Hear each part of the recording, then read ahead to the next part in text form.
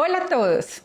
Hoy les traigo un tema que nos afecta en nuestro día a día a todos. Es un tema que espero que les llegue a ustedes para saber cómo manejarlo y hablo específicamente del estrés.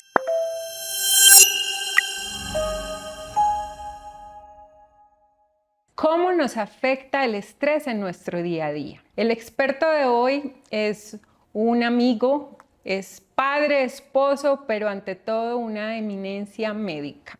Para mí es un placer tenerlo hoy como invitado porque las conversaciones que nos hemos pegado tras de cámaras, en reuniones han sido espectaculares y siempre pienso lo mismo cuando estoy hablando con él, que no sé ni siquiera si él lo sabe, es, ¡ay, qué rico haber estado grabando esto! Entonces les presento, bueno, él no necesita presentación, Alejandro Posada. Doctor Alejandro Posada, ¿cómo estás? Claro, qué rico estar contigo y con tu gente. De verdad que me siento muy complacido de compartir este momento precioso. Yo le decía, antes de que llegaras, le decía al equipo, yo siempre que estoy con Alejandro, ay, qué rico tener como una camarita que me siguiera a todo momento, porque siempre dices cosas tan acertadas. Y eso es lo que quiero que hagamos hoy, que conversemos desde la parte médica, pero como en lo que yo me enfoco es finanzas. Las finanzas es un tema estresante. Entonces, ¿cómo podemos llegar y como aquí unir nuestros temas desde el punto de vista médico, desde el punto de vista emocional? Así que de pronto, si nos devolvemos, si hay alguien aquí que no te conozca, tú eres un médico sintergético. Eso es. ¿Qué es la sintergética? Bueno, primero agradecerte esa presentación que casi me saca el argentino que llevo dentro, ¿no? Mira, un médico sintergético es alguien que mira la medicina desde un ángulo mucho más integrado de la información. Hace ya cerca de 30 años nos reunimos un grupo de colegas acá en Medellín y nos dedicamos a soñar que era posible soñar. Y entonces decidimos tener una visión integral de nuestras medicinas y tomamos parte de la medicina tradicional china, de la acupuntura, de la ayurveda, de la homeopatía, de la terapia neural, de la auriculoterapia, de la auriculomedicina y por supuesto de nuestra medicina convencional. Lo que hicimos fue fusionar un poco todas esas visiones para que a través de esa mención que estoy diciendo de integrar todo el ser, pudiéramos tener una visión mucho más global. Entonces, entender el ser humano no simplemente como un signo o un síntoma, sino como un conjunto de emociones, expresiones, sueños, expectativas, frustraciones, que van a hacer que todo eso confluya en su estado de salud. Entonces, ¿qué diferencia hay acá? Que hacemos partícipes a nuestros pacientes de su propio proceso de recuperación y sanación. Es decir, aquí se involucra, y utilizamos mucho esta palabra, la conciencia. Conciencia es simplemente saber qué nos está ocurriendo y a partir de eso entonces hacer mi propio aporte para que en ese proceso de recuperar el equilibrio, la homeostasis, estemos comprometidos como personas que de verdad necesitamos volver a llegar a ese centro. Bueno, entonces podemos decir que las emociones me enferman. Pero saber que las emociones me enferman no crean emociones más negativas que me enferman y se vuelve un ciclo vicioso. O sea, ¿cómo alguien que se da cuenta que de pronto las enfermedades vienen no solamente de una parte física, sino emocional, cómo empezar a manejar ese cuento? Las emociones me enferman, pero las emociones me sanan. Dependiendo cómo yo maneje y gestione esas emociones, entonces mi cuerpo se va a comportar de una u otra forma. Emotion, energía en movimiento, esas son las emociones. Si yo estoy en un proceso en el que me quiero integrar con esas emociones, tratar de aprender de esas emociones y con humildad decir eso, soy un eterno aprendiz, entonces puedo tomar una emoción y transmutarla por completo. Por ejemplo, una emoción que nos acompaña continuamente es el miedo. Si yo involuciono en el miedo, me voy hacia el pánico y tal vez quizás al terror. y a lo mejor al terrorismo, que si lo vemos en un plano ya mucho más universal, tiene ciertas implicaciones muy importantes. Pero si en cambio evoluciono con mis miedos, simplemente desarrollo la prudencia que me permite avanzar, pero entendiendo que hay limitantes y que debo guardar esa compostura frente a lo que me está ocurriendo. Y así con las 5 emociones principales que describe la medicina tradicional china. ¿Cuáles son esas 5 Esa emociones? primera es el miedo. Ujú. Y es muy bonito porque eso está ligado a una teoría de los 5 elementos en la medicina energética china. Y ellos dicen el miedo está representado en el riñón y la suprarrenal, que además se manifiestan a través del elemento agua. Ellos dicen el agua nutre a la madera, uno le echa agüita al arbolito y esa madera es el hígado. Y el hígado maneja la ira, que si involuciona se va hacia la cólera, algo que ya no puedes manipular adecuadamente, pero si evoluciona se va hacia la autoafirmación. A su vez la madera nutre al fuego y el fuego es el corazón. Uno le echa leña al fuego y ese corazón maneja las alegrías, pero si se desbordan de manera inadecuada, entonces allí empieza a ocurrir algo que es la manía. Si en cambio evolucionan de manera adecuada, entonces encontramos que es la bienaventuranza, esa sensación de plenitud. A su vez, cuando el fuego consume la leña, genera cenizas que alimentan la tierra y eso está representado por el vaso y el páncreas.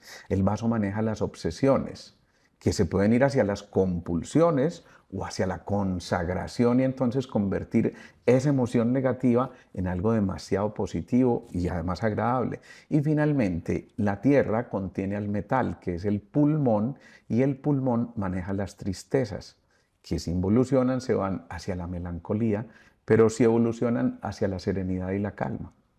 Bueno, eso a mí me encanta y siempre es algo que trato de tener en cuenta cuando tú ves a un paciente que llega ya con el problema físico, entonces, no sé, tiene problema de hígado, tú puedes deducir que debe ser de pronto una persona muy neurasténica o es al revés. O sea, o tú ves a alguien que no sabe controlar su ira y le dices, pilas, puedes empezar a sufrir de esto. Mira que es muy importante eso. Alguien puede controlar, por supuesto, sus emociones y entonces no desatar la ira, sino autoafirmarse. Pero otro se desborda y se va hacia la cólera. Entonces mira lo importante, eso es la leña, ¿sí? Porque es la madera. Si tú le echas demasiada leña al fuego, ¿qué le pasa a ese fuego? Pues que se enciende infinitamente más y eso es el sistema cardiovascular. Y tú ves que alguien después de una rabieta muchas veces llega a acelerarse de tal forma que incluso puede tener un problema de arritmias o un infarto o algo que afecte su sistema cardiovascular seriamente, como aumentar la presión arterial. Entonces fíjate que cada una de esas emociones puede ser perfectamente modulada, pero en el síntoma o el signo ya el paciente nos está contando mucho en qué estado está.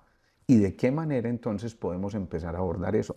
Normalmente siempre hay una relación causa-efecto, es decir, algo que ocurrió allí nos va a llevar a esto, pero muchas veces nos quedamos en la visión lógica que es esa y nos quedamos un poquito en la visión newtoniana de la física de la vida y nos olvidamos de la visión cuántica, donde más que una causa-efecto, a veces el efecto puede llevarnos a que se genere una causa.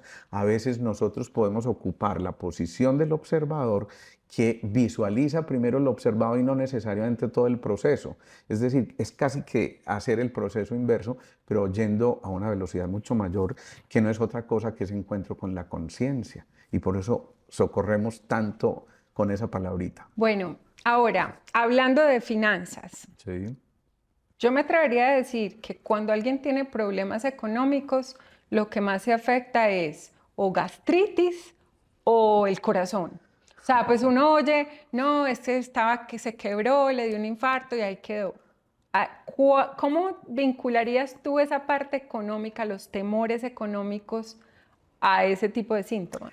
Me encanta esa pregunta, Caro, y me encanta porque, a ver, yo creo que hay 3 grandes preocupaciones que nos llevan a desarrollar el estrés. Uno es la salud, por supuesto, otro es el dinero y otra las relaciones. Frecuentemente cuando se afecta cualquiera de estos renglones, pues nos puede llevar a lo que Hans Selye llamó el estrés.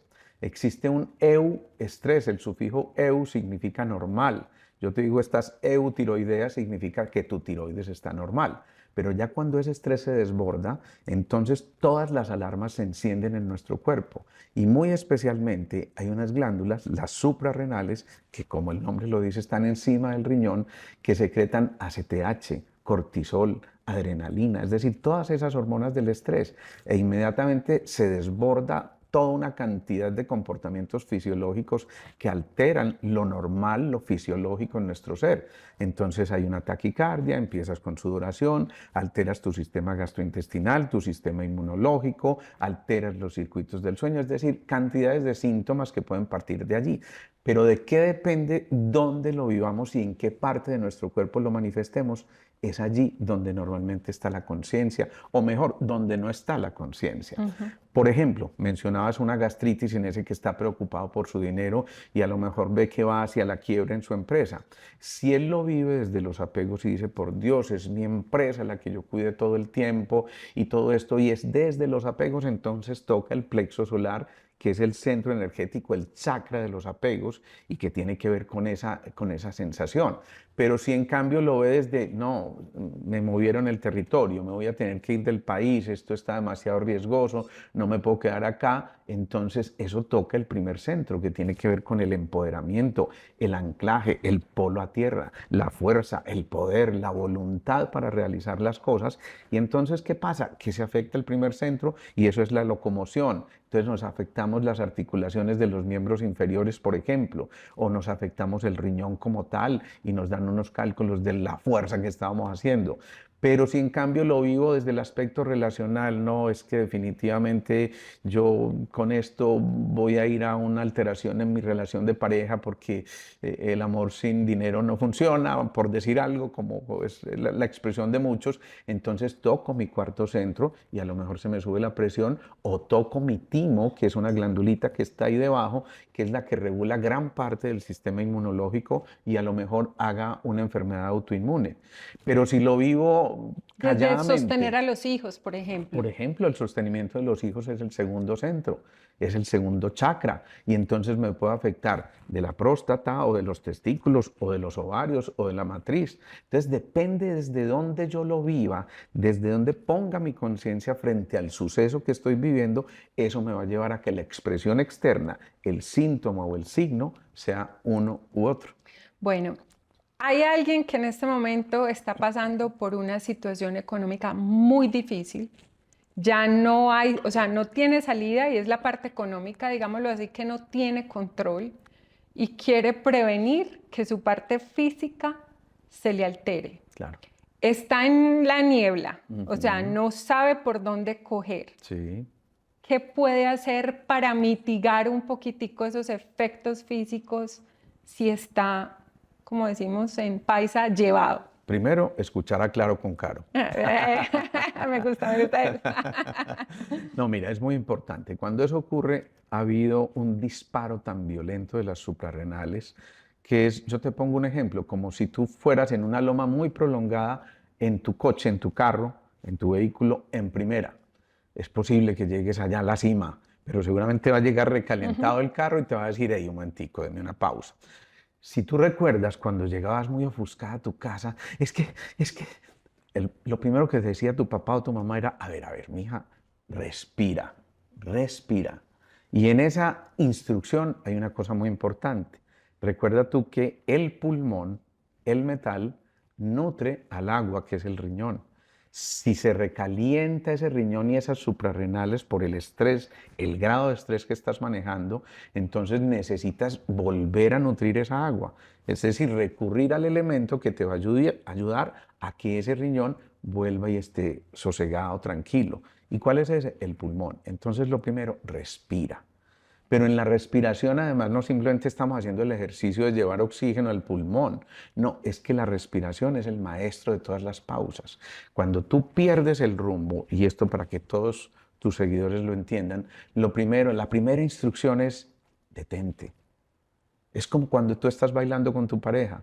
Si pierdes el paso, ¿qué es lo primero que tienes que hacer? Detenerte y observar cómo es el paso. Entonces, detente, y ese detente es respira, oxigénate un poco, permite que esa energía vuelva a nutrirte y vuelvas a encontrar un momento de estado de calma para poder pensar con claridad. Fíjate en esto, si se agota el agua, ¿qué le pasa al fuego? Cuando no hay agua, el fuego se dispara. ¿Y el fuego se va hacia arriba o hacia abajo? Hacia arriba. Hacia arriba. ¿Y qué es lo más arriba que nosotros tenemos en nuestro cuerpo? La cabeza. Luego, si se agota el agua, el fuego se sube a la cabeza. Tú ves que una llama del fuego no está quietecita, siempre está ondeando. Y entonces hay una turbulencia mental continuamente. Y entonces lo que hacemos al mejorar la energía del agua es modular el fuego. Es decir, cálmate, organiza tus pensamientos, permite que ahora sí esa fisiología te dé un instructivo claro para que eso que hay ahí al frente lo tengas observado desde tu ser interior y así entonces la posición del observador puede cambiar lo observado. Bueno, desmenucemos, tú sabes que esa palabra me encanta, el respirar. Estoy, o sea, y te lo digo hasta por mi caso personal, en una etapa de mi vida nunca me medí mi cortisol, pero yo sé que lo tenía a niveles altísimos y en ese entonces yo no me daba cuenta. Claro. Lo entendí fue después, ¿cierto? Entonces, a una persona que está pasando por momentos de estrés, de niveles altos y bueno, escucha esto y nos dice, ¿sabes qué? Voy a respirar. ¿Cómo son esas técnicas de respiración o cómo alcanzar ese, ok, un momento me voy a quedar quieto y voy a respirar? Mira, existen muchísimas técnicas de respiración. Tú vas a consultarle al famoso doctor Google y vas a encontrar N mil técnicas de respiración. Para mí la técnica mejor es aquella con la que más cómodo te sientas. Yo le aconsejo mucho a mis pacientes hacer una respiración de tipo abdominal. Cuando nacimos teníamos una respiración innata abdominal y estábamos aprovechando un muy buen porcentaje de oxígeno en nuestro cuerpo. Pero en la medida que fuimos creciendo nos dijeron, esconda barriga y saque pecho, ¿cierto? Entonces nos perdimos gran parte de la capacidad de oxigenación a través del abdomen. Si hacemos una respiración abdominal, y me voy a permitir hacerla aquí, entonces llevamos oxígeno primero al abdomen, esto, luego al tórax, ahí hacemos una pausa, botamos el oxígeno del tórax y luego botamos el oxígeno del abdomen. Es decir, estamos haciendo, alguien lo dice, hagámoslo en 4 segundos la respiración abdominal, luego 4 el tórax, la pausa de 4 segundos, dije segundos, ¿cierto? Al exhalar 4 segundos la del tórax y 4 segundos la del abdomen. Esa es una técnica muy buena. Hay otra técnica que se utiliza mucho en el prana yoga, que es simplemente te llevas el pulgar a una de las fosas nasales, estos 2 dedos en la frente y estos 2 quedan flotando. Inspiramos profundamente, siempre por la boca. Y cuando vamos a exhalar, llevamos estos 2 dedos a la fosa contraria y liberamos el pulgar. Y ahora por donde exhalamos, inhalamos. Tapamos con el pulgar, exhalamos. Siempre por donde exhalamos vamos a inhalar. Yo a mis pacientes les digo, mira, no te pido 10 minutos diarios, te pido 9. 3 minutos en la mañana, 3 minutos al mediodía, 3 minutos en la noche. Cuando estás haciendo un ejercicio tan simple como esos, lo que estás haciendo es permitirle al cuerpo activar lo que los chinos llaman la pequeña y gran circulación. ¿Qué está haciendo eso? Entrar en una homeostasis deliciosa. Fantástica, porque estás liberando muchas endorfinas. Las endorfinas son hormonas del placer que no se mezclan con las hormonas del estrés. A mayor cantidad de endorfinas, menor cantidad de cortisol, ¿sí? Eso significa, si conservo esa actividad tan elemental todos y cada uno de mis días, le estoy diciendo a mi cuerpo, hermanito, es el momento de relajarse, es el momento de hacer la pausa y es el momento de encontrarte contigo, con tu diálogo interior, ese que tenías aplazado por cualquier circunstancia. Y si son más de 3 minutos, ideal, aún mejor. Maravilloso, excelente. La vida es cuestión de ritmos. Alguna vez este ejemplo lo cito yo mucho, como a Arthur Rubinstein, el pianista famoso. Me preguntaron cómo hacía para interpretar tan magistralmente el piano a sus 80 y tantos años, y él decía, miren, yo acaricio las teclas igual que cualquier otro pianista, pero en las pausas, decía él, he ahí el meollo del asunto. La vida es cuestión de ritmos, pero el secreto de los ritmos está en las pausas. Si nos encontramos con las pausas, vamos a recuperar los ritmos y todo en la vida, incluso las enfermedades, puede expresarse a través de los ritmos. Esos ciclos del dinero son súper importantes, pero tienen ritmos. Unas veces estamos allá arriba, otras veces hacemos esto y siempre estamos en ese movimiento continuo. Pero cuando finalmente entiendes que el dinero no es un karma, sino un dharma, una posibilidad de volver a encontrarte con ese espíritu de la abundancia, con la cultura de la abundancia, entonces comprendes también que si te reconcilias con ese ciclo, simplemente vas a traer la misma frecuencia que estás emitiendo. Si yo emito una cultura de la pobreza, esa frecuencia me la devuelve el universo, porque esto es un boomerang, aquello que yo lanzo es lo que se me devuelve. ¿Sabes qué? Que es increíble y qué rico uno poder fomentar algo tan sencillo como la respiración en los niños como si fuera lavarse los dientes. Tal cual. O sea, para mí, a medida que me estás diciendo esto, chico, uno lo debería hacer parte de su rutina diaria, o sea, ve por las mañanas, al mediodía, y bueno, y si no puedes al mediodía, por la mañana y por la noche, pero algo es mejor que nada. Y me hiciste recordar algo que veníamos hablando ahorita. Tú tuviste hace unos meses algo que te sacudió bastante fuerte. Tuviste un infarto, ¿cierto? Sí. Y me contabas que cuando ibas camino al hospital, porque yo soy muy preguntona, todo el mundo lo sabe. Entonces le dije, bueno, yo le preguntaba a él, ¿cómo fue eso?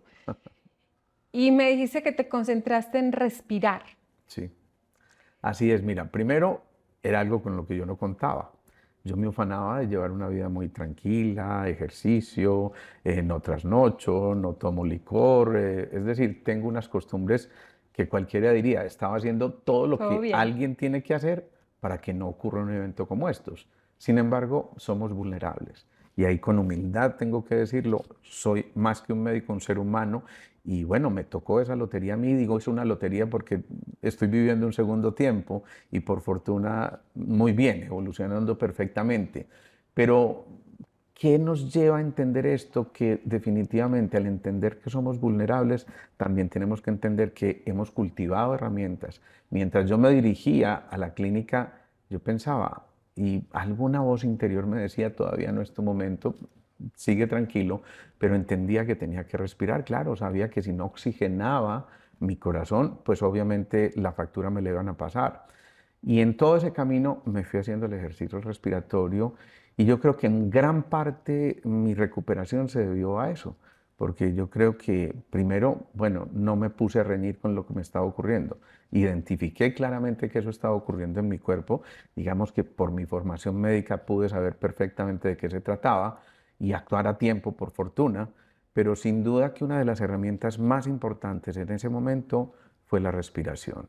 Yo creo que eso nos lleva a entender que es de verdad muy importante hacer las pausas. Estos relojes nos lo recuerdan continuamente, ¿no? Y nos Ujú, dicen tiempo de respirar ujú. y hasta nos guían el momento de la respiración y cuánto tiempo. Y eso me encanta, me parece que es fascinante que la tecnología nos recuerde que tenemos que estar allí pendientes de nosotros y no simplemente, bueno, dedicarnos a que todo fluya y punto no más. No, yo creo que también tenemos que ser miembros activos, es decir, ser sujetos activos en nuestro proceso de recuperación y equilibrio. Bueno, entonces, volviendo a ese evento, hablábamos, las emociones hay veces producen cosas, pero estás viviendo uno de los mejores momentos de tu vida, después de que haces tu análisis, todo está en orden, todo está como debe ser. Es algo así como un accidente, o sea, si yo me accidento y me quiebro la pierna, no es porque estaba pensando algo de no querer avanzar, o sea, simplemente hay situaciones algunas veces que no están ligadas a nada en particular. Esa pregunta es muy importante, Caro, porque es que muchas veces queremos darle una explicación emocional a todo Ajá. y no siempre la hay. Resulta que hay factores genéticos, resulta que hay factores externos, medicinas, sustancias externas que nos pueden llevar a eventos como estos que estamos mencionando. Por supuesto también las emociones, por supuesto también el entorno en el que estás viviendo y el momento preciso de tu vida que estás viviendo, pero sobre todo la manera en que lo vivas. Me explico. A 3 hijos se les muere la mamá. Uno puede decir, se me acabó la vida, no soy capaz de vivir sin mi mamá. Otro dice, siquiera se murió, yo no le iba bien con ella. Y el otro dice con compasión, menos mal que descansó, estaba muy enfermita. Mira que el suceso es el mismo, pero la manera en que yo identifico lo que está ocurriendo es completamente diferente de acuerdo a esa posición del observador. Entonces, la gestión de las emociones comienza desde ahí, desde cómo lo estoy enfocando, desde dónde lo estoy viviendo, desde dónde mantener una visión optimista de las cosas. Esa es simplemente la conexión con el espíritu y es una invitación que le hacemos a toda esta gente que nos está siguiendo en este momento, porque yo creo que estar en el espíritu es permitirse que ese espíritu entre en nosotros. Una idea inspiradora es eso, el espíritu está en mí. Cuando yo tengo esa idea inspiradora, frecuentemente me conecto con el optimismo, con la gratitud, con la generosidad, con la felicidad, con la plena alegría, con esa sensación de júbilo interior. Pero si estoy manejando emociones tóxicas como el miedo, la angustia, la ansiedad, la rabia, la ira, pues todo esto me está llevando a frecuencias bajas que hacen que mi cuerpo físico, que es el principal receptor de esas emociones o frecuencias bajas, pues se manifieste con uno u otro síntoma. Es muy importante entender que cuando trascendemos nuestro cuerpo físico a ese mundo de las emociones o al mundo de las ideas, nos estamos conectando con frecuencias cada vez más altas. Y si hablamos de la conciencia y del alma y del espíritu, ya estamos hablando casi que de tejas para arriba y entonces estamos encontrando que es hacia allá donde tenemos que evolucionar. De hecho, históricamente la evolución del ser humano ha pasado a través de barreras. Entonces, mucho tiempo atrás, en la raza Lemur, encontramos que mucha extinción de buena parte de la humanidad se presentó por la barrera pélvica, porque el lema era creced y multiplicaos. Entonces, la promiscuidad era tremendamente grande y vinieron enfermedades como la blenorragia o como la sífilis, que mataron mucha parte de la población.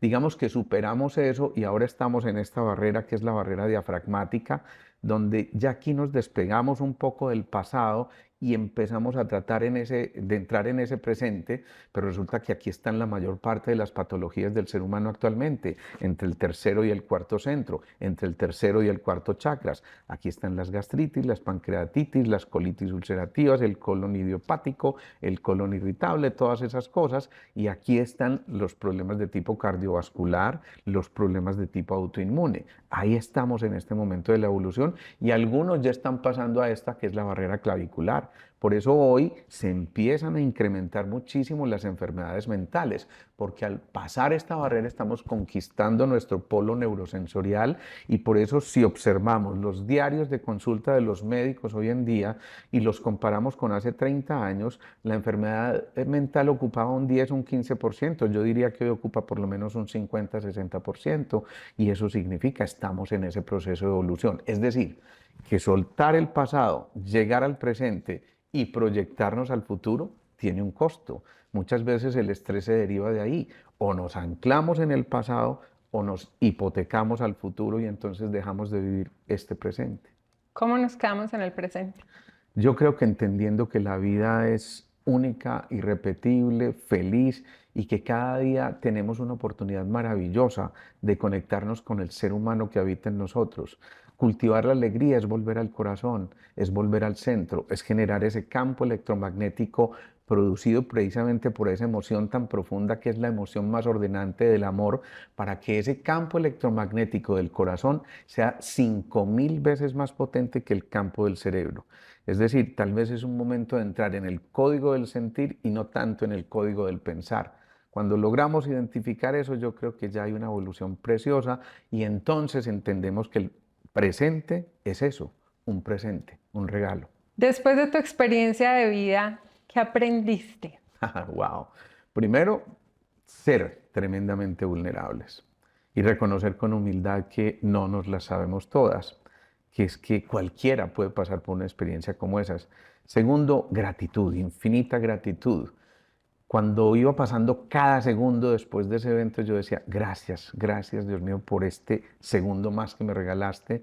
Y yo digo que este segundo tiempo pues me está mostrando la importancia de disfrutar a plenitud, de retirar la energía de lo que verdaderamente no sea esencial. Muchas veces destinamos gran parte de nuestra energía a necedades, a cosas que no edifican ni construyen. En cambio, qué rico volver a encontrarse con la sonrisa de un niño, con ese abrazo que no has dado hace tanto tiempo, con ese momento de sol, edad, la edad del sol, donde tú puedes aclarar muchos de tus pensamientos con una buena lectura, o como digo yo, andar con la mujer perfecta. Yo digo, mi guitarra tiene curvas perfectas, se deja tocar y no echa cantaleta.